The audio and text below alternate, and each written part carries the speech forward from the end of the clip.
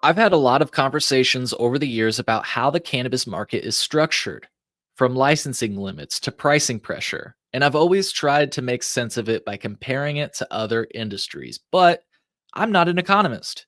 So today, I wanted to bring on someone who is. Beau Whitney is on the line, and we're about to dive into all of that: the economics of cannabis, market consolidation, pricing trends, hemp, and more. All of that right here on this episode of The Cole Memo. The Cole Memo. The Cole Memorandum. The Cole Memo. The Cole Memorandum. The Cole Memo. The Cole Memo is what allows this whole thing to go on. I mean, you have to respect the memo. Hey, this is Tommy Chong, and you're listening and watching The Cole Memo. All right, Beau, how you doing today? I'm doing great. It's a beautiful day here in sunny Portland, Oregon. Oh, fun. You're in Oregon. That's awesome. Yeah. Well, for folks that don't know you, do you mind giving yourself a little bit of an introduction and maybe telling us where we can find your work online? Yeah, so I'm Beau Whitney. I'm the chief economist at Whitney Economics. We're a economic research data provider, consultant, and we provide insights to the cannabis and hemp industries. And we're located at whitneyeconomics.com. And so what we basically do is we provide data and research on the cannabis industry, not only at a local basis or state by state basis, but also a country by country basis. So we're pretty well known around the world in terms of cannabis economics. Yeah, and you've been doing this for, I think, just a year over a decade now, if I recall correctly. Jumped in 2014. There was a referendum in Oregon, and somebody asked me to put together some numbers, and I did so, and I was like, wow, there's quite the opportunity here, and jumped in with both feet. And it's been a tremendously rewarding ride ever since. Awesome. Well, we'll get to the data, but I'm just curious, was it just that you saw sort of a way you can carve out a path, or have you always had an interest in cannabis itself? No, actually, I was teaching economics at a university, and one of the students, he was a veteran, had part of his leg blown off, and was using cannabis as a pain reliever. And he was more interested in my inputs on how to set up businesses and business structures. And I finally got around to asking him about what industry he was actually in. And he said the cannabis industry. And I asked him, how big is that industry? And he said, I don't know, you're the economist, you tell me. So it wasn't, it was just, by happenstance that I was introduced to it. And then once I looked into it and saw the huge opportunity, that's when I jumped in. And it was even more compelling once I went to a conference on medical cannabis and its impact on multiple sclerosis patients. Because I wasn't sure, what the industry was all about, its level of sophistication. It was just, I really wasn't familiar with it at the time. And then once I saw the testimonials from the patients, we're able to feed ourselves due to the reduction in spasticity, and we're able to get out of our wheelchairs, and the quality of life was vastly improved. Once I saw that firsthand, then I was like, wow, there's really a lot more to this than I was giving it credit for. And that's when I jumped in with both feet. Gotcha. Super cool. Well, I've been extremely excited to connect with you. I don't know if you recall when we first met, but is it often that you get asked to take pictures as an economist? Not always, but some people. I ran into a gentleman by the name of Jim Belushi at a conference, and and he wanted to take a picture with me, and I said, usually when celebrities ask me to take a picture, I say no, but in your case, I'll make an exception. And he looked at me like, what, what just happened here? But you're in rarefied air between you and Jim Belushi and a few others. I love it. I love it. Yeah. For folks that may not have picked up on it, after I saw your panel and connected with you afterwards, I was like, I don't know if you've ever been asked this before, but can I take a picture with you? Just because I am aware of your work and I'm a big fan of it. So thank you for doing what you do. And once again, it'll be in the show notes, folks, whitneyeconomics.com. And it looks like you have a new report this year. Do you want to briefly talk about that? Yeah, I've got a number of reports coming out. We just published with Vangst the U.S. jobs report. I did a report on the cannabinoid industry in Texas, coming out shortly with a beverage report, a hemp-derived THC beverage report. It's actually more of a cannabinoid beverage report because I view cannabinoids as an ingredient. I don't necessarily think that they should be bifurcated between marijuana and hemp. It's all just an ingredient. And so I'm trying to put together the first of its kind ingredient forecast for beverages in the US. Awesome. So we are always cranking stuff out. I usually put out one major report every quarter or so, so hemp or the cannabinoid beverages is the third or fourth major report so far this year. Yeah, I feel like, and this is just a compliment for you before we get into the fun data and thoughts that you have on the new cannabis economy. But I feel like it's almost like have you ever heard of 7 Degrees of Kevin Bacon? Have you heard of that? Sure. Yeah. Whenever I see people cite cannabis data, I'm like, that's probably from Beau Whitney. So. Yeah, it's it's kind of humbling when you get a news feed on your phone and you're featured in the news feed. It's always humbling and kind of bizarre at the same time. So yeah, I tend to get quoted a lot. I think last year I was quoted in the media 7 times every day. And so it was 38, 39 countries. And so, yeah, people value the work, but it's not just me. There's a large community that helps support me. Got a great team, and so and I know it sounds quaint, but it really does take a village, and had it not been for some support early on by the medical community, I really wouldn't be here right now. So, hats off to them. They carried a lot of the water for a long time. Yeah. Yeah. Well, just again, thank you as a fan of yours. Thank you for being here. And just for background, I think I told you this when we chatted, but I think that was like the first time we chatted was like 2 years ago at this point, because I just went to Benzinga last week and I had to look back and I was like, yeah, wow, maybe it's a year ago. I don't know. It all blurs together. Yeah, about a year ago. Yeah. Yeah.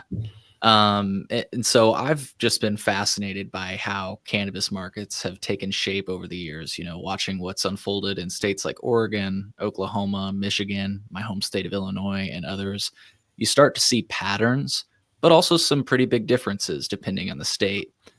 And I'm someone who tries to understand these systems, and sometimes I find myself making comparisons to other markets, but I'm not an economist, and I know there's only so far I can go with those analogies before I'm probably oversimplifying something.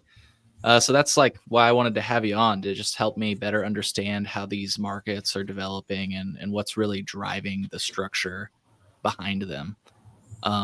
So before we get into sort of what I just left off with, one thing I've found notable is that you've modeled both legal and illicit cannabis markets. And I guess my question is, why was it important for you to look at both, and how does it shape the insights that you offer?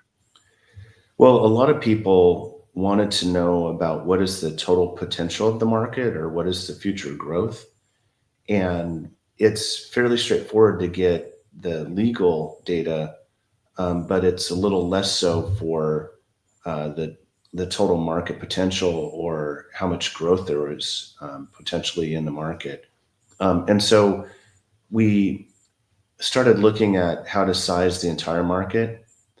And we looked at usage rates, and we looked at some government data on from SAMHSA, the National Institute of Health, and the Department of Health and Human Services, and a lot of that data was changing, and it was dated, and there weren't any U.S. federal databases that track the flow of goods and services. So we had to kind of figure out our own models. And with the SAMHSA data, the Substance Abuse and Mental Health Administration surveys, what they do is they contact individuals kind of at random and say, hey, we're from the government. Do you smoke weed or do you do heroin? And so the response rate, depending upon how much that drug, in this case, cannabis, has been normalized in society, the response rates will vary. And then they'll change every year. And the SAMHSA reports are published once they're published, but it's, 18 to 24-month old data. And so what we tried to do is we tried to look at, is there a common usage rates in states that are normalized? And then, we applied that normal rate to all states because we figured all states were very similar in this nature, regardless of the level of legality. And so we take roughly a third of adult use or adult residents in a state over the age of 18. And we assume that that's the usage rate, and that's defined by having consumed cannabis at one point in the past year. And then we monetize that. We looked at what are the average spends, and spending comes from a majority of the spends are from the heavier users, the daily or monthly users. But on the average, there's a pretty common number. And so then it became just a math equation. It's number of users times a dollar amount, and that's total market. And so it was pretty straightforward. It was novel. A lot of the analysts at that time and even today still use the SAMHSA data, but I just find so many weaknesses. I think that's more a reflection of not the cannabis usage, but it's the percentage of people that are willing to admit to the government that they smoke weed. Right. And but usually when, like in states like New Hampshire or Vermont or Colorado or Oregon, once you normalize the use and access of cannabis in the state, it's usually between 33 and 37%. It tops out at that number. So pretty consistent number. And it was consistent enough to where I felt comfortable using it in my models. Nice. Nice. And you've written, and I think even I was watching some interviews you've done in the past. You talk about how cannabis consumers, like I think most consumers of any commodity, if you will, are highly price sensitive. Um, can you maybe explain how price, access, and availability interact to drive participation in the legal markets? Yeah, originally in economics, and these are studies that went back even into the 1960s and 70s, they assumed that cannabis was highly addictive, and they assumed that a highly addicted user would pay any price to acquire it. But early on in my career, after I entered into this market, I started working as the COO of a publicly traded company. At that time, they were medical only, and then we grew the business and then eventually went public. We were the first to do so in Canada. And at that time, we had growers and a growing operation, processing, product manufacturing, and retail. And we dropped the prices pretty significantly at the retail price at the retail level. And we noticed a huge influx of demand, and people were driving for miles to buy our product. At that time, we decided to drop the price to $79 an ounce, and that seems kind of expensive these days. But when it was going for 100 to 120 an ounce, it was a pretty significant discount. And we saw people just coming to our dispensary, just lining up. And then I was like, wow, there's something to this. A price drop increases demand. In economics, that's elasticity. Our 21% drop increased demand by 754%. So it really worked. And then I started refining those models. And so, yeah, the consumer is very price sensitive. And when I reached out to people in the economics community, they said, I have kind of rewritten the books on cannabis elasticity. And now those numbers are being promulgated, throughout the community for those that really kind of dig into the numbers. But that pricing plays a large role in the decision making of a consumer. If prices get too high, then they may or may not choose to participate in the legal marketplace.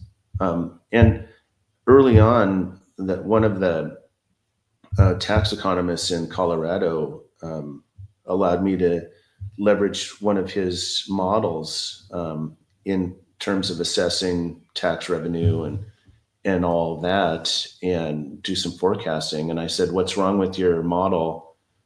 From a kind of a self-critical perspective. And he said, "We overestimated the amount of that people would pay above unregulated price. And so we've had to adjust." And so that was kind of the aha moment when they overestimated the amount of a premium. And so I started looking into that premium, looking into the elasticity, and realized that people are willing to pay, between 15 or 10 and 15% above unregulated prices in order to participate in the legal marketplace. But if the prices go above that, then the amount of legal participation slows down markedly. And so this has been playing a role in a lot of my tax policy analysis, in the pricing strategy recommendations I do as a consultant. Looks at all sorts of things. But, it's the consumer, price sensitivity is pretty significant. Another thing that plays a role in the consumer decision-making process is, are there substitutes? And see, this is part of that analysis back in the 60s and 70s, that people were not realizing. They assumed that there was no substitute. But in my view, the unregulated market is a substitute for the regulated products. And then now hemp is entering into the fray, a little bit intoxicating hemp. And so those are substitute products. And then since we have a closed market system where you can only sell within a state, even other states are substitute products. And so there's all sorts of options for consumers to acquire cannabis outside of the traditional regulated system within their state. And Illinois, where you're from, is a prime example of that. When people can go to Michigan, then go to Missouri, and Michigan, for example, tax rate is 10%. It's pretty reasonable. The average tax rate at the sales tax level in Illinois is 36%. And so just paying that, having that 26% differential, people are willing to drive for an hour, or drive for half an hour or whatever to acquire that. Same thing in Missouri. So Illinois is losing a lot of potential tax revenue and sales just because of their tax structure. And people are voting with their feet in that regard. Yeah, we hear all the time, and I may or may not speak from experience, that going to Michigan is much more of an affordable option. And I even think that before taxes come into the equation, because I know that Michigan has had a proposal to basically mimic our sort of mimic our tax structure where they're talking like 30% taxes on cannabis products. And I even think that you'll still see people go to Michigan, even if we're taxed the same. And the reason I say that is because while prices have gone down in Illinois, just like the prices before tax are just so much more expensive in Illinois versus Michigan. And I'm talking like in some cases the exact same product. Like these figures I'm about to use are a little bit out of date, but just bear with me here. I remember seeing a product, and I'm talking the exact same product. So one in Illinois was priced at $120 for a single unit. It was a cartridge, a gram cartridge. That same cartridge by that same company was on sale for $30 in Michigan. And this is before taxes come into the play. Yeah. So, tax does play a role in legal participation, but so does access, and so does regulatory structure. And what that pricing differential is a result of is the regulatory structure. There was a massive amount of supply capacity authorized in Michigan, almost to in my opinion, it was mismanaged. And so with so much oversupply, then prices just collapsed. And so that's why there's such a pricing differential. It's because there's way too much supply, and people have to discount in order to just survive. Right. Right. And that actually kind of brings me to my next question that I had, based on what I read online or what we hear at conferences. People make the case that states like Michigan that take the like open licensing approach leads to a race to the bottom. And I guess my question is, and I'm curious what you think about this, like, is it possible that this is just the natural price of cannabis in a post prohibition world? Like, in other words, when cannabis was illegal, prices were high, but I wonder if that's in part to compensate for the risk, legal consequences, supply disruptions, personal danger. But as more states have legalized, those risks have diminished and prices have come down. So, like, are we seeing a race to the bottom, or is this just a return to what cannabis actually costs when it's treated like a, commodity, like a plant? Well, the regulatory structure is driving the race to the bottom. And it's because it's a closed system, right? Anything cultivated in a state theoretically is supposed to remain in that state. And so there's only so much demand to go around to satisfy and consume all that supply. And when there's a oversupply, then prices naturally go down. And that's a function of the market. And so initially, when I was first in this space, I was like, open it up, unlimited licenses. But I'm not of that camp at this time right now anymore because of the lack of profitability, lack of the potential for oversupply and the like. And so if there was a nationalized market, prices in a lot of these oversaturated markets would actually go up because you could then utilize interstate commerce, and the excess supply would be kind of sucked up. Right now, there's 2.5 times more capacity that's already been authorized by all the states than there is total demand in the United States. So 50 million pounds of cultivated output demand to satisfy all the market, illicit and legal. But there's 122 million pounds of supply capacity. So, but, there wouldn't be the need for as many licenses necessarily. And so the supply and demand would naturally kind of level off and come into balance. And that would actually raise prices in some markets. It would lower prices in high priced states like on the East Coast, and it would raise prices for the suppliers on the West Coast. So, so it hasn't quite settled yet, but it wouldn't be as bad as it is in, say, Oregon or Michigan or a few other states as well. Yeah. And I wanted to kind of talk about that evolution that you've had. What made you? Did you say it was profitability? What made you change your mind on that sort of open licensing versus limited licensing approach? Well, I was in Oregon, we were doing a lot of testifying at the Oregon legislature and the rollout of Measure 91 here in Oregon. And what we were concerned about was that if we um, didn't allow for market participation, then we would limit access and limit the ability for women and small businesses and minorities to participate in the market. And so that was in like 2014, 2015.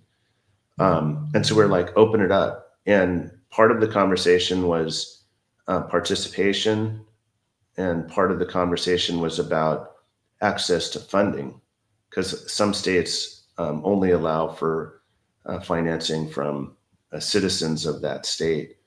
And so we, just let's open it up. But then once I realized and saw the data on the profitability, saw the data on the prices, then it was pretty obvious that the models need to be adjusted.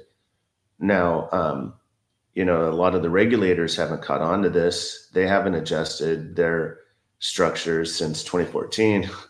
And so the system's kind of broken right now. And it desperately needs fixing. There's an overcorrection, I think, by regulators to focus in on public safety, which is important, but they're also kind of ignoring the fact that in focusing solely on public safety, then the health of the operators and the licensees is really, really, really poor right now. And a lot of the licensees are under economic distress, barely able to make it. And so that's the balance that needs to be struck. And that's what I realized as an economist,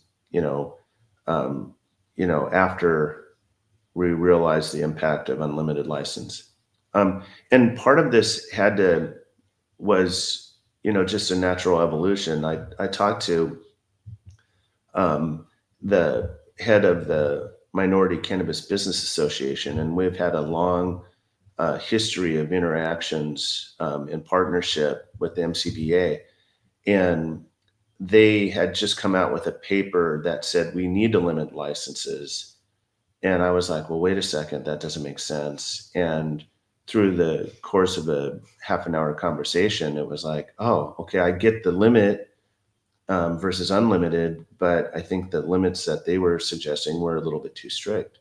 And so it's like, is there someplace in the middle where there's a sweet spot? And so I went about looking at supply, looking at demand, looking at what businesses need to be profitable and sustainable and viable in the long run. And so I came up with an integrated supply and demand model, which I've been trying to share with as many regulators as possible so that they can right size the license structure in their states and improve the health of the operators so that they don't put them into economic distress. And a lot of the policymakers and a lot of the regulators have been trying to give preferences to social equity applicants and small businesses and women-owned businesses, but in the process of them not considering the health of the market, they're actually setting these folks up for failure. And so I've been trying to raise the alarm on that as well. It's a real critical issue at this point in time in the evolution of the market. Yeah, like you said, I've attended chats with our cannabis regulation oversight office in Illinois, and the current cannabis regulation oversight officer, Aaron Johnson, recounted hearing discussions at a conference about cannabis operators in Michigan facing receivership and enduring significant price compression due to that regulatory framework you were referencing. And Yeah. Aaron mentioned that her office works every day to ensure that these types of things do not occur in Illinois. And she made it clear that she felt that the Illinois limited license approach is the key factor in preventing challenges such as these from arising in our state. And this is where I was like really excited to have you on this topic just fascinates me. Are there any like analogs to other industries where we sort of like limit legal participation in order to basically prevent price compression or receivership?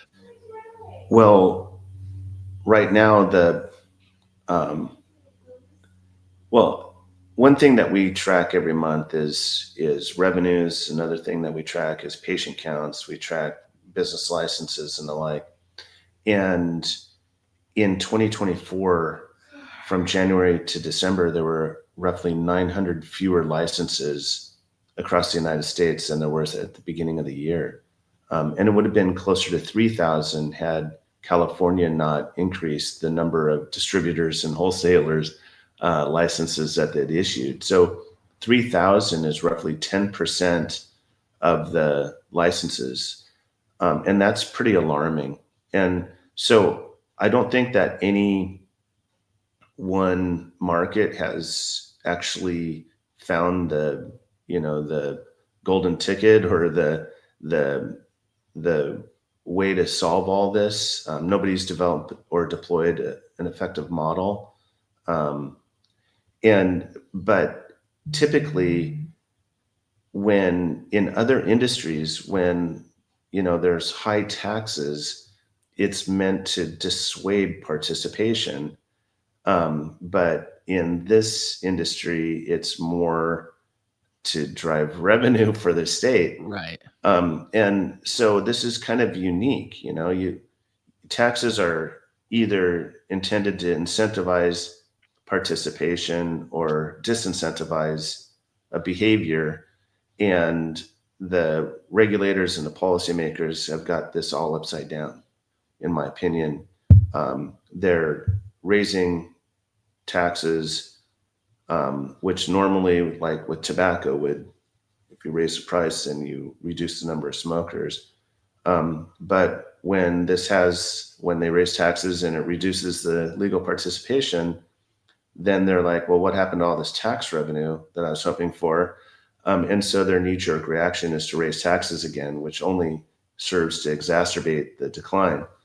Now, I did do an analysis in Illinois just recently, and I found that if you reduced tax rates for cannabis in Illinois by 7%, you would actually increase tax revenue by $140 million a year.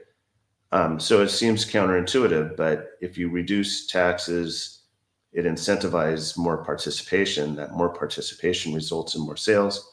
More sales results in more tax revenue. However, when this was presented to the legislature and to the governor's office, they heard sales tax rate reduction, and the conversation just stopped there. They're like, well, we're under budget constraints and deficit spending, and so we're not going to cut taxes. But they didn't hear the other half of that equation that says, well, we'll actually generate more revenue. Same thing is occurring in Washington. Same thing's occurring in California. They're trying to increase taxes, and it will just have a negative effect on the overall tax revenue and the overall business environment and the overall legal participation. So it's a failed policy. Yeah. And I think you pretty well addressed this, but just again on the analogy thing, like I think there's a stat thrown around, and I'm sure you'll be able to correct me if I'm wrong on this or if the data's changed. Different industry, so maybe apples to oranges, but I think the stat is in the 80% of restaurants go out of business in the first 5 years. And I guess my question is, like, knowing that, why is cannabis treated differently? Do you get what I'm saying? Yeah, I do. We did a study. I did some work once again with MCBA in the run-up for the DEA hearings, and we're trying to put together a report on the state of the cannabis market, just from an overall perspective, and then from the Minority Cannabis Business Association perspective. And we found that only 27.4% of cannabis operators nationally were actually profitable. 27%. Now, if you compare and contrast this to, the Chamber of Commerce in the United States, where small businesses, 2/3 of them are profitable, those that survive, they're profitable, to the point, 2/3 of them. So a quarter in the cannabis space are profitable, whereas 2/3 of them are profitable in any other industry. So, something has to be done. This can be addressed through policymaking to create a more business-friendly environment. But it's cannabis, and policymakers have an emotional reaction to it, either on a positive or a negative way, and it's really tough to invoke logic and data into the conversation when people are so emotionally tied to their positions. Yeah. Yeah, I hear you on that. I definitely hear you on that. About a third of white ownership was profitable, and only 17% of non-white ownership was profitable. So even that's problematic. It's just tragic in my mind. But that goes to show that even the efforts to support social equity and support small businesses, it's just simply not working. But the regulators and the policymakers are reticent to make any change. They're just, it's not part of the equation. Yeah. Yeah. And I've attended like local government meetings. I think it was in Evergreen Park, which is like a suburb in Chicago. I might be butchering that. So my Chicago listeners, if you're like, no, that's I don't know. I'm not from Chicago, so I apologize. But I learned that, and I didn't know this before I had gone to this meeting, that they actually will restrict retail density or licensing. So they were talking about, allowing a dispensary to kind of come in, and they were talking about how they actually have limits on restaurants and smoke shops. In other words, like places that sell like smoking utensils, if you will. And I didn't know that. And I guess I wonder, like, from your perspective, should it be the state that caps licenses, or should we like leave that up to localities like we kind of do with other businesses? So if you equate it to a grocery store, Yeah. and if you left it up to the local municipalities, there would be massive food deserts all over the place. And so if you equate, that cannabis operation to, like, in this analogy, to a grocery store. So I found that state tax or state policy is best because it tends to provide a common policy for all of the municipalities and all the counties and cities to adhere to. It seemed to have been pretty effective in New York when they deployed it that way. So that was some pretty sound policy. And, finally, some folks are learning from the mistakes of others in this space. But when you give the option for communities to have different rules of the road, then, there can be prohibition through legalization. And that was a term that I picked up from some folks in California, where there'd be a county that says, yeah, we're open for business, but then they would make the zoning and the permitting so arduous and so difficult that nobody would be able to even set up a shop. Now, there are some instances where there is separation by distance, and distance has been okay. But in some high density urban areas, maybe that distance that is bestowed by the state, maybe that isn't necessarily as an effective a policy as it would be in rural areas. So there needs to be some flexibility given by the state to local communities, just as long as it's kind of a level playing field from city to city and town to town.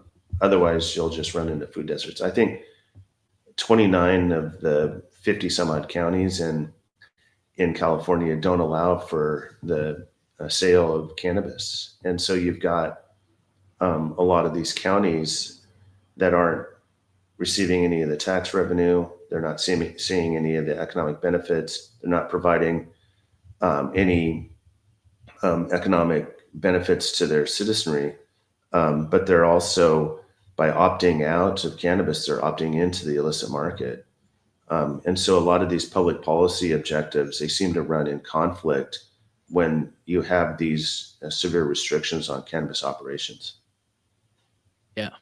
Yeah, and like I say, this topic just fascinates me. We'll start to close out here in a little bit, maybe with some Texas talk and everything else. But just to stay on this topic for a moment, like whenever I discuss this, I feel like approach it from a sort of idealistic perspective. Like, admittedly, maybe I'm just like getting caught up in the idea behind what I purport to be good, but I always like caveat it with like, but I'm not an economist and I don't know anything Mhm. about how economies work. So that's why I was so excited to have this discussion. And one of the things you had mentioned that I think has really made me passionate about this subject, in particular, open licensing versus limited licensing, is that idea. I can't remember exactly how you said it, but it made the light bulb go off in my head. You said something about prohibition through legalization. Is that what you said?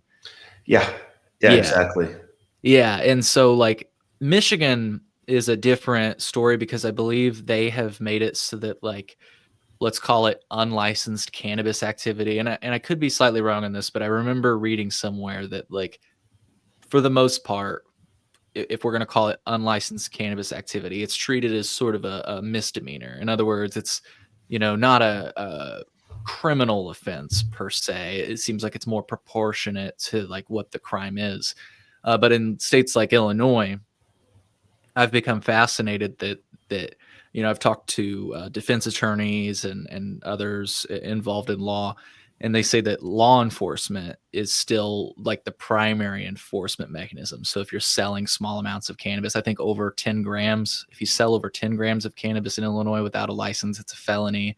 If you possess over your possession amount, it's a felony. And I know that this is sort of stepping away from economics, but I am curious, like, do you think that using the criminal law as like a primary enforcement mechanism is effective, or does it undermine the goals of legalization if you have an economic perspective on that? Well, because you have the state by state by state system, it's always disproportional, from state to state. And so that's what's creating what are called externalities. So because there's so many differences, one state may be more favorable than the other. And it's just not an effective way to regulate what is essentially a national market, to leave it up to each individual state to have their own siloed rules and laws and and systems. So ideally, it would be federally legal. From an economic perspective, that would tend to remove a lot of this criminality and sales on the unregulated market. Now, in some states where they have gone in and enforced, maybe not through the criminal courts, but enforced, other aspects of the market, like unregulated, like for example, all the bodegas in New York. Yeah. They went through and closed a lot of those down, and then it was really beneficial to the legal cannabis operators. And so effective law enforcement in that regard was beneficial to the owners of the regulated shops and operations.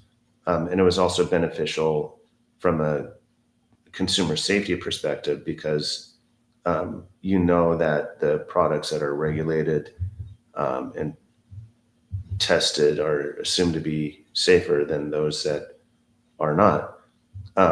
But to recriminalize and make it to make it a felony to do this or that or the other thing, that's a little bit, well, in my opinion, that's a tremendous amount of overreach, because when I was studying the economics of the impacts of disproportionate law enforcement, especially on Black and Brown communities, you throw somebody in jail for a year even, their total lifetime earnings potential is drastically reduced.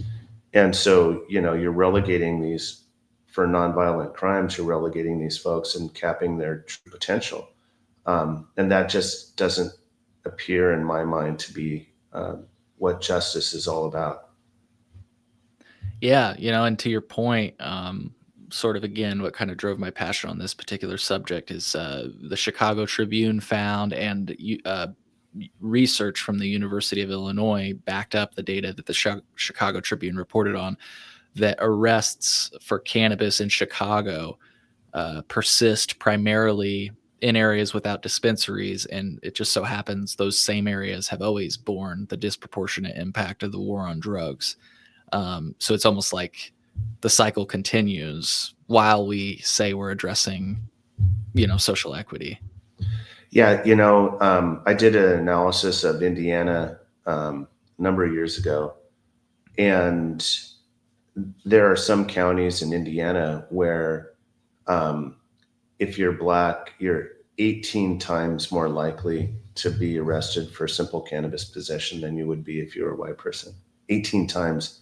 And in some instances, in those very same counties, there were more arrests of Black people than there were Black citizens in the entire county. And so you start to see the disparity in this, in the application of these laws. Another thing that I'm rather passionate about is civil asset forfeitures.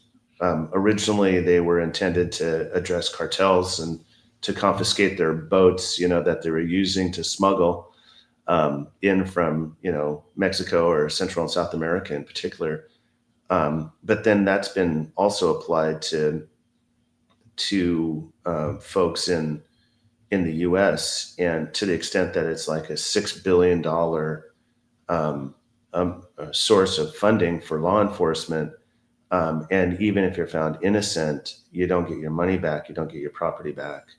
And so this is also one of those things that's disproportionately applied to against Black and Brown citizens rather than white ones. And this is particularly heinous in the states, close to, say, Texas, Arizona, New Mexico, Oklahoma, and the like. So there's got to be some type of reset here when it comes to cannabis. And I don't think that in this sense, justice is not a partisan issue. Justice should be about doing the right thing and applying the law equally to everybody. Yeah. Yeah. Well said. Yeah. I mean, civil asset forfeiture is still used in Illinois as well, which is, like I say, just interesting. Just to give you a quick example and we can move on. There was somebody that was, this is just always interesting to me that we can legalize cannabis for sale kind of at a state level, but in many states, including Illinois, it remains illegal to cultivate for personal use. And so we actually had somebody that got arrested for cultivating for personal use. And as they were walking out of the courthouse, they saw a screen and they sent me a picture of the screen that was on the wall, and it was an auction of their grow equipment. Oh, wow. Yeah. And they were like, wow, that's mine. I'm not going to buy it back. But.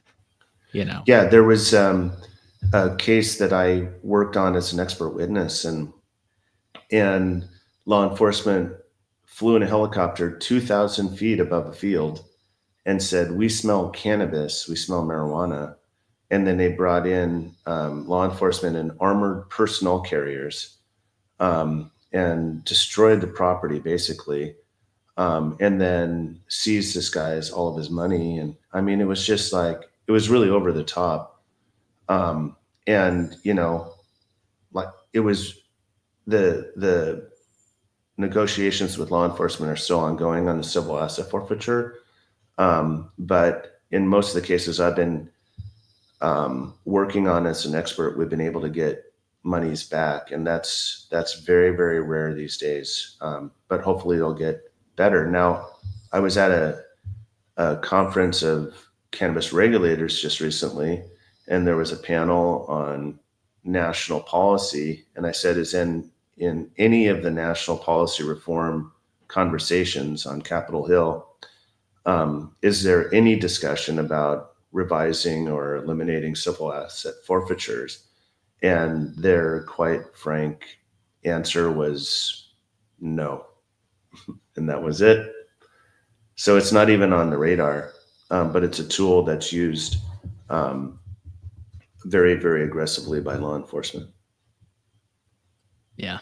Yeah. I guess to close the loop on that, it's, I think, maybe to speak on behalf of both of ourselves, and please correct me if you feel differently, but it'd just be nice if things like civil asset forfeiture and the criminal law sort of were not so intertwined still with cannabis. I would just hope that the future enforcement mechanisms are more proportionate to the activity, just to put it kind of shortly.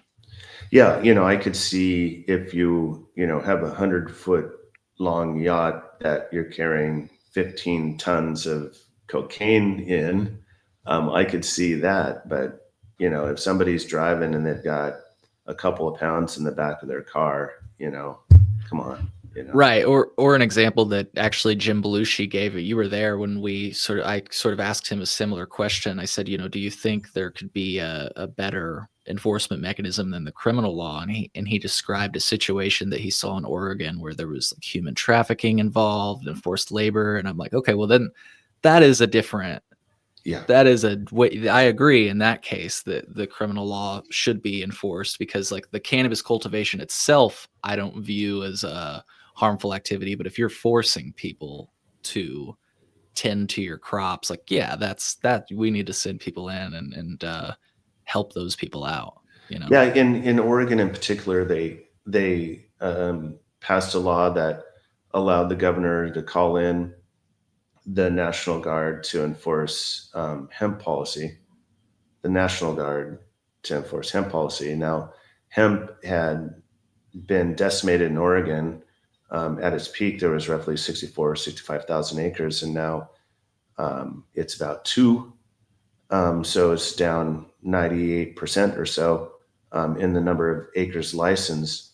And so the whole focus has been kind of hemp, hemp, hemp, hemp, hemp, and law enforcement and illegal grows. But there's 18 different cartels set up in Oregon, and they don't seem to be really engaging against those. They seem to be more focused on the hemp industry rather than the hemp growers, rather than the folks that are just outright and blatantly violating the law. And so that's the unfortunate thing, that there's a disproportionality in the application of those laws and the focus as to where it should be. Yeah. And I see we're about 25-ish minutes from the top of our time, so I'll be mindful of that. But um, I want to transition to hemp, but really quick, just one last question on kind of the topic of license limits, because there is one sort of license limit that I have become a pretty strong proponent of, and my home state, Illinois, has, I don't know if it's accurate of me to say pioneered it, but it's the first one that I learned about this policy existing in. So maybe you can add some color, but so some states like Illinois limit the number of licenses a single entity can hold. So for example, we cap the number of cultivation centers that an entity can hold to 3, and the number of dispensaries a company can own to 10. And this idea seems to be to prevent too much market consolidation and to avoid a scenario where just a few large companies dominate the space, which I know some people may have some things to say about that. But just setting aside other people's opinions on how the Illinois cannabis market has taken shape, the concept seems to be that it's not necessarily about creating a completely level playing field, but it does seem to be intended to preserve room for smaller operators and to avoid wiping out independent businesses. Basically, in short, to make sure that your footprint at maximum would always be the same size, so anybody's going to only have 10 or 3 cultivation centers. What do you think of that approach from an economic perspective? Well, there's a lot of public policy objectives that are embedded in that type of policy. Yeah. To provide greater opportunities for small businesses, for women-owned businesses, for social equity businesses, and the like. And if that is the objective, then having some caps on licenses can be effective. Now, the way that I kind of look at it is I try to look at it from a market share perspective, and if you limit the amount of market share that the big business owners can have, then you can allocate the rest of the market to the smaller businesses. And now, part of the problems in these caps is that the application and implementation can go awry, and it can do more harm than good. For example, in New York, where they had a similar policy, they gave allocations to social equity applicants, but they capped their size and they gave them, they deployed them first. Now, with all of the bodegas and all of the illicit activity that was in New York, it was just throwing them to the wolves. The smaller operators were set up more for failure than success. And what I had proposed as a critique of the deployment in New York was that you allow the larger ones to convert from medical into the adult use space, and then stabilize the market and take that market share away from the illicit operators and stabilize the prices and the like. And then you allow the smaller operators to enter in, because they'll know what prices that they have to address. They'll be able to be more competitive against the illicit market and the like. And then also they'll be able to receive training. And even from the larger operators, they could provide training in how to grow and scale a business.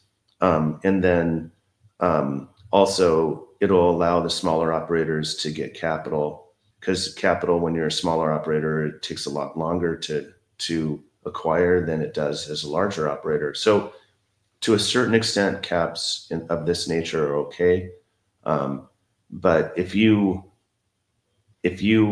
are strategic as a larger operator, and those 10 dispensaries are strategically located to where you capture 50% of the market, just hypothetically using a number, then you're taking all that revenue away from the average operator. So there's no real perfect solution here. And that type of government intervention into the marketplace often doesn't go well, and so it has other unintended consequences. But when I have done some saturation analysis in the Boston area, I looked at would expanding licenses in, say, Massachusetts, would it impact the ability to thrive as a smaller operator? I saw that the average revenues would go down, but I didn't necessarily see as dramatic an impact on the smaller operators as many had advocated. So as long as you keep that in balance, and if you look at things from an average revenue, and is that average revenue sustainable, in the long run, then as long as it is, then have at it. Yeah. Well, let's close out the show with some hemp talk, shall we? Like you said, it's hemp, hemp, hemp. Just to get right to it, why do you think this has become such a hot topic? And by hot, I mean hostile sometimes. Well, I think it all started with the bifurcation of the market, from hemp and cannabis. And then many folks say that there was the unintended consequences of allowing for the intoxicating cannabinoids. But from other folks that I've talked to that it was quite intentional to do that at the farm bill level. But right now the cannabis operators, like I mentioned, 27% profitability, they're struggling. And so in any situation like that, they're going to focus in on who's competing with them. They may not talk necessarily about the tax structure and the regulatory structure. They may not talk about the competition coming from other states like in Illinois with Michigan and Missouri, but they will certainly talk about the influx of intoxicating hemp, products into the marketplace. Now, when I initially looked at this a couple of years ago, there wasn't all that much overlap. There was vapes and there was edibles, mainly gummies. And I was like, well, if you can't survive as a business when there's such a small percentage of your business that's actually competing head to head, then, what are you doing in business, to be kind of harsh. But with the influx and popularity of THCA flower and the like, then my thoughts on all this has evolved because the competition now is it's hitting into some of the largest parts of the largest sectors in the cannabis space, that being flower. And there is, in a lot of this, there is now direct head-to-head competition, and there is differences in taxation and the like. But I think the hemp model has set the foundation for the way to deploy and distribute cannabis throughout the United States. So the hemp model is kind of the one that I would go to if I were to change the way that higher THC cannabis is regulated, because you get it out there. It's not confined to a dispensary. You get more legal participation because people have greater access. And even though there may be lower prices, you've got more demand. And so you're able to survive with that larger participation. And so I think, as emotional as it is, especially on the adult use and medical side, if they would simply deploy the hemp distribution model instead of the dispensary model, then there would be greater opportunities for processors, for growers, and there'd be a more viable market, more viable and sustainable market.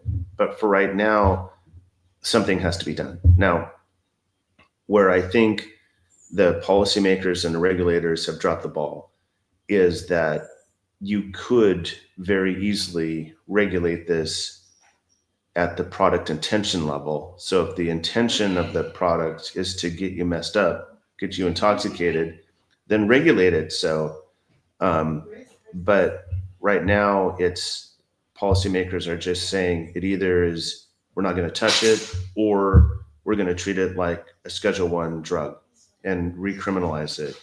But there's a growing call for a simplified regulatory structure that looks at testing, truth in labeling, and age gating.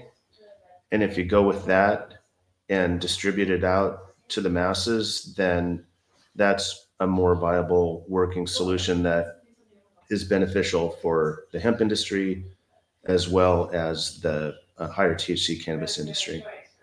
So, but something right now, I think a lot of the frustration on the higher THC side is is based upon the regulatory structure and the federal taxation. It's not as much about the hemp, and that may be controversial, but when you have such a heavy federal tax burden, when you have a heavy regulatory burden, that's what's driving people out of the industry and into potential bankruptcy, if you could declare bankruptcy. And but I think ultimately this needs to be settled, and it needs to be settled at the product detention level. One other quick comment on this is that the fact that there's lack of federal guidance on this, and the federal regulations are quite murky. They're low touch. They stop at the farm gate for hemp. The fact that there's lack of federal direction is what's creating this whole problem. And if you actually had some guidance at the federal level and created a federal framework in which the states could go by, then that too would improve the ability for them to make policy. But for right now, each state is doing something different.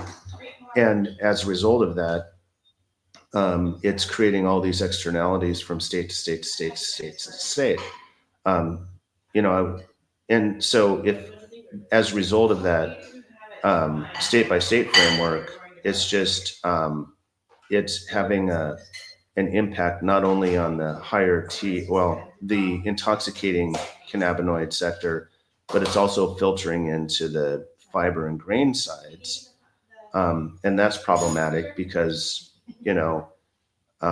they they're not, the intention of those products are not for intoxicating purposes. It's for automobile parts, or it's for plastics or textiles, or for food for animals, or food for human consumption. But as a result of this state interventions, it's creating so much chaos that banks are debanking grain operators and fiber operators. They're reducing the amount of investments. It's less attractive to do investment in fiber and grain now because they don't know if the state interventions are going to create additional chaos. And so you're not getting the infrastructural investment that's desperately required for the fiber and grain side. And so it's impacting what I've calculated to be a roughly $600 billion global market, just in 10 product categories. $600 billion. The hemp industry is significantly larger than the adult use and medical industry on a global basis. But all of this lack of regulatory federal direction is impacting the growth and potential of this market. So kind of a long rambling kind of answer, but it's super complex, and it's just one of those things that, if the federal government would step up, then it would make it a lot easier at the state level and at the operator level. Yeah. Yeah, and like you said, I think the three-pillar approach, that age gate, the testing, and the mandatory truth and labeling, like that would resolve a lot of the public. If anybody has any concerns about public safety, that would resolve those. It has been interesting to see, like you say, some of these people in the marijuana space, to use the legal term, in other words, the state legal cannabis space, sort of complain about, like you said, what they determine to be unfair differences in regulatory structures. Like you say, 280E, the inability to bank, the inability to accept credit cards, the inability to kind of have their products for sale outside of that brick and mortar dispensary model. But at the same time, now you're seeing some of the largest operators in the state legal marijuana industry hop over into hemp, which I think has been an interesting development. It almost makes me feel like hemp is potentially here to stay. Well, you never know, because things going on in Texas right now. There's a potential ban on ingestible intoxicating cannabinoids. It's a huge market there. Yeah, you pegged it at 8 billion. Is that correct? That's the economic potential. Part of that, you have direct spends, and then after you spend in a market, then there's this ripple effect from an economic perspective. It's called the multiplier effect. And so the $8 billion is more when you look at the total economic impact of the hemp industry in Texas. And now that's significant. I mean, there were tens of thousands of jobs, multi-billion dollars worth of revenue. And when I did a survey just recently in March of this year, about 2/3 of them said that if these laws are passed, then they'll go out of business. And so this is like having a pretty significant impact. And in total, when I did a survey and a write up a couple of years ago, I put the hemp cannabinoid market that included CBD, so intoxicating and non-intoxicating, at about $28 billion.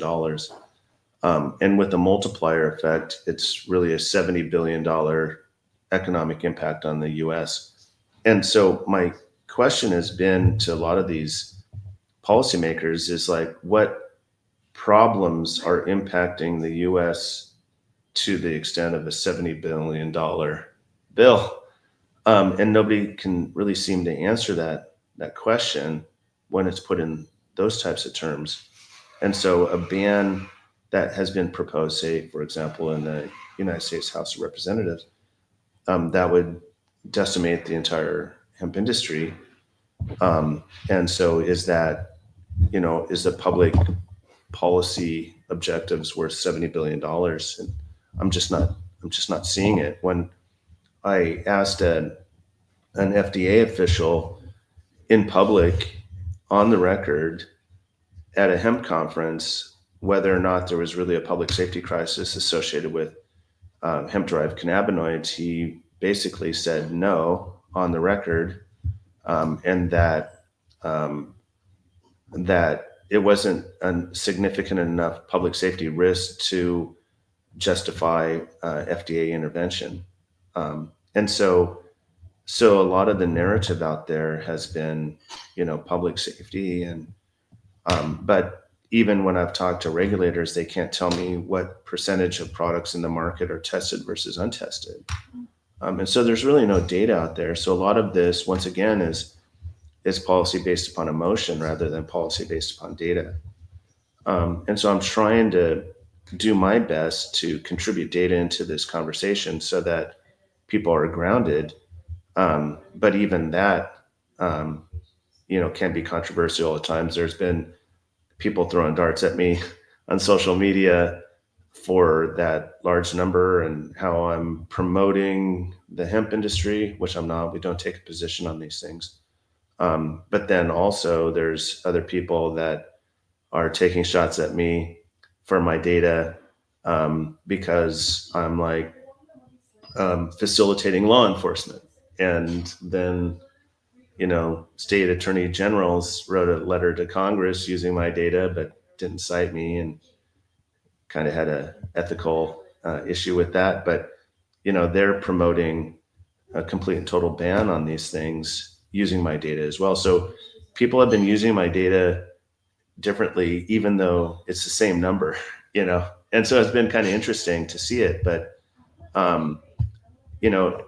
like I said, this whole problem of fairness and business could be solved if there was just greater clarity at the federal level and clarity associated with the product intention. A lot of the intermediary products, people are saying, well, if you concentrate something and it has greater than 0.3% THC, then those should be considered marijuana. I don't necessarily subscribe to that, because those intermediary products haven't been put into a final form factor for public consumption. And so it'd be the equivalent of saying that the orange juice concentration market should be regulated by the alcohol regulators, because one of the byproducts of orange juice concentration, one of the byproducts is alcohol. So, so a lot of this policy is evolving, but it needs to evolve a lot faster than it actually is, because there's people that are, putting their farms up, they're putting their houses up, they're trying to grow a business, and it's being impacted by the lack of federal guidance. And so this is a hot mess, and it needs to be addressed, but I don't envy the positions of regulators, policymakers, or Congress in this regard. Glad that I can just provide the data and kind of stay out of it. Yeah, exactly. Well, just two last questions. Do you think, and this is a quick one, do you think what's going to happen in Texas is a watershed moment, regardless of whatever happens? Do you think it's sort of a watershed moment for hemp? Oh yeah, most definitely is. But I'm really scared also for the marijuana industry, because if this is setting precedent, and a lot of these kind of anti-hemp policies are setting precedent that could be used and utilized against the marijuana industry. So my concern is for both sides of that THC fence, um, and so yeah, it's definitely a watershed. And but there's been other, policies deployed, like in California, for example, in Texas, that are impacting the hemp cannabinoid market and the fiber and grain markets as well. So, but this one is huge because it'll just basically say that it's okay to, shut down, 8,500 businesses and displace all those workers, in the name of public safety, I guess. Yeah. Not quite sure. Yeah, like you say, that some of the rhetoric, I share that concern that it could come back around to bite the regulated cannabis industry. Like, for example, these are bad actors. These are people who want to kill your kids, and they don't give a damn. Like rhetoric like that could easily turn around. And for folks that don't know, that's Lieutenant Governor Dan Patrick from Texas. People could turn around and use that same prohibitionist rhetoric against licensed THC. Yeah, absolutely. And there's been little, a little bit of tax here, a little bit of restriction of products there. It's definitely limiting access to medical patients. It's impacting their ability to have their products. And there are some of these hemp-derived cannabinoids, D8 and D10, as well as Delta 9, that are in clinical trials right now. And so a lot of these bans would actually impact these clinical trials. And so once again, there's just this lack of direction at the federal level, which is kind of the root cause of all this. But I think policymakers need to take a breath, look at what they're really trying to accomplish with their policies, and use a scalpel approach and be very precise in their policymaking rather than using a sledgehammer and having all of these unintended consequences. Yeah. Yeah, well said. Well, I've got this one quick last question, but I just wanted to briefly show you. It's a 15-second clip, just because I know that a lot of the debate online seems to stem from, it's like, well, it's hemp. The famous one I see is it's rope, not dope.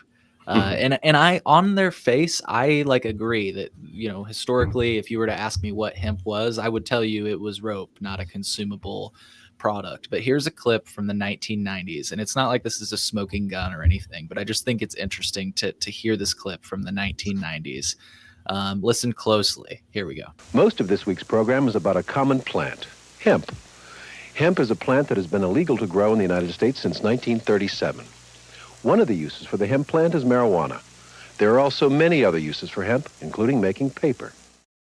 That little mention of one of the uses for hemp is marijuana. In other words, like, it was common vernacular to the fact that, yes, some people were consuming this plant as well. Yeah, it's a lot of that is quite fascinating. What I found very interesting is that it's bifurcated here in the United States, but when you go to Europe, they view it all as cannabis, and Which then it is.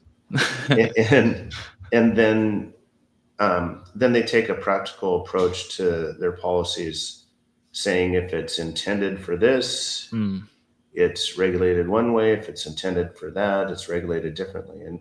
And I met with the staffers from the House Agricultural Committee in DC, gave them an update on cannabis and hemp, and basically reinforced that whole concept of regulating from a product intention level and how that would help address, public policy, public safety, access to kids, safer products and stuff. But, just one other thing, calling out a little bit of the hypocrisy or duality in these narratives is that when I did do some fundamental research in this space, and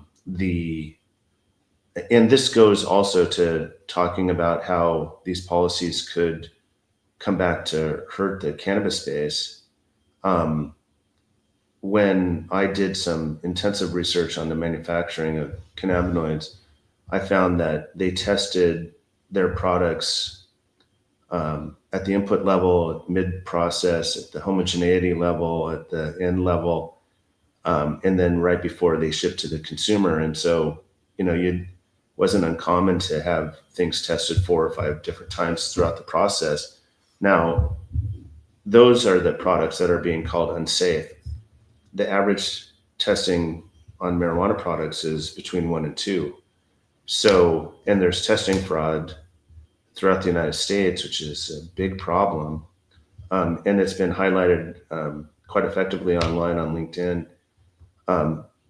But there's, if there's a safety issue, and once again, that could be thrown back at by law enforcement and regulators and legislators, thrown back at the adult use and medical industry, saying that their products are unsafe as well. So, and that would kind of feed into the narrative of, Dan Patrick in Texas as well. So, cooler, calmer minds need to prevail. I think better policy at the state and federal level is required, and there needs to be conversations between the hemp and the adult use and medical industries so that they can find common ground.